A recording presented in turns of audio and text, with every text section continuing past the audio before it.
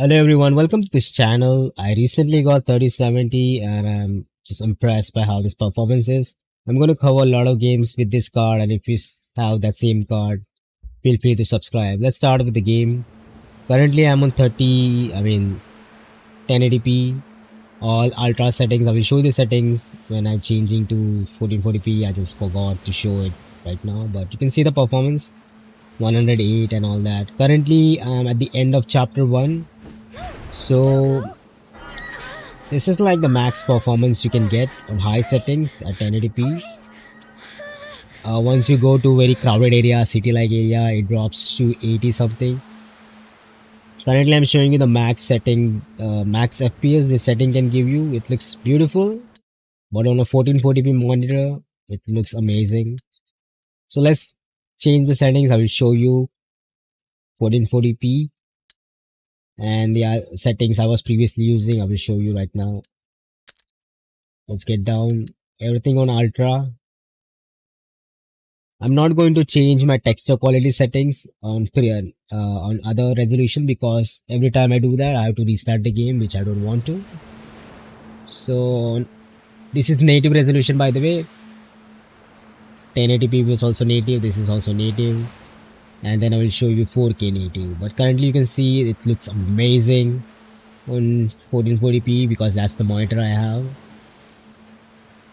Everything was amazing. I will show you the town area later on. So far I want to show you this area which has the max FPS you can expect from this game. I think, of course, in indoors you will get more FPS, that's common sense, but most of the game is situated in open areas like this, so I don't want to showcase those indoor areas. So currently I'm doing 4K. FPS drop obviously not playable at this point, in native at least. We'll apply DLSS and it will be amazing. Let's get into DLSS because this doesn't look very playable. I mean, at least at this card you're not going to play at 40. Back in 1050 Ti, which I was using, 750 Ti, which I was using earlier, this would have been mind-blowing experience for me. Let's move on. Let's see DLSS quality. And you can see we can get 60 FPS here at this. Now, I wanted to mention this earlier, but I'm actually recording with shadow play. You can see in the corner. What it does is I get less FPS. Consider 2 or 3 frame drops. So while it's at 58, you will easily get 60 plus at this point if I turn off my shadow play. So just a heads up, like you can expect 2-3 frames more while watching those frames. Now 1440p and everything, Dlss Quality, you can see I'm getting the same resolution, if you recall, as 1080p, which was a native. Almost same experience, same FPS, around close to 100, and I believe the games really differ from 60 and when it reaches near 100 because it's very smooth, at least on high refresh rate monitor. I noticed that because I was generally playing on 60 Hz display for like rest of my life so far. Huge improvement, so you will notice that easily. But above 100 I did not notice much, like 120, 140 I did not notice much, but if it's above 100 you can easily do that. Now we are in the town area. You can see the FPS, and in town area I'm going to cover Dlss Quality with 1440p and only 4K settings, because there is no point on using 1080p here with this card, at least, because obviously we'll get more frames. It's pretty known. So let's see, roughly around 70 to 80.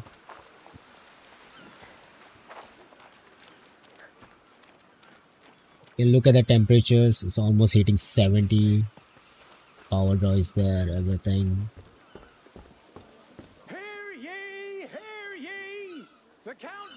So no issues playing with this card at 1440p. You can also go with native if you want.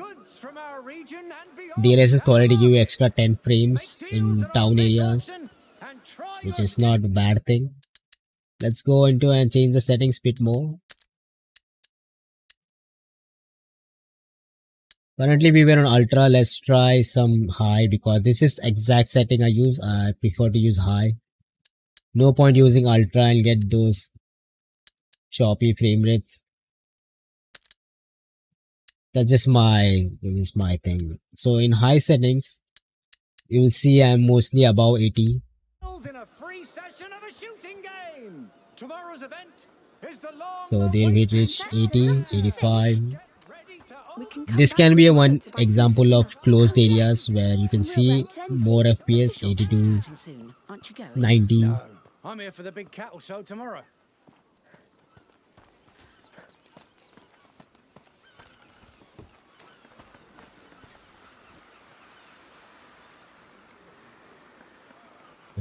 That's it.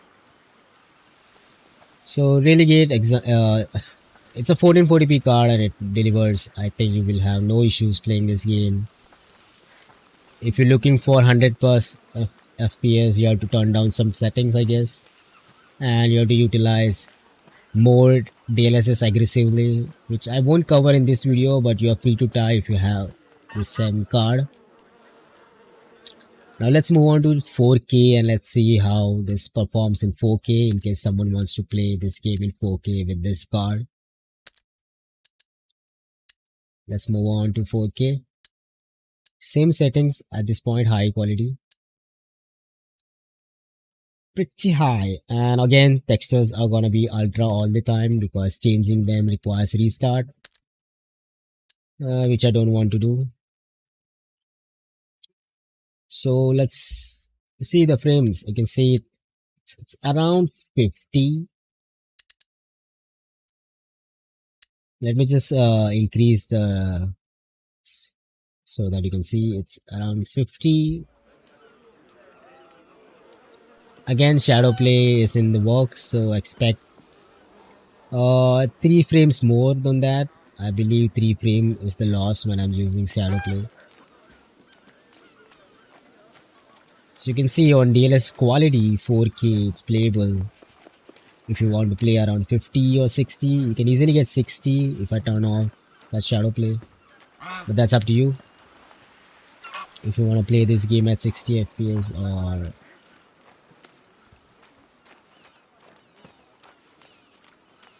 let's move on to the DLSS balance just to show you that that is actually a proper setting if you want to play 4K because you will get constant 60 FPS. No issues. At least in town I'm seeing even the 60. You can see it's just 60.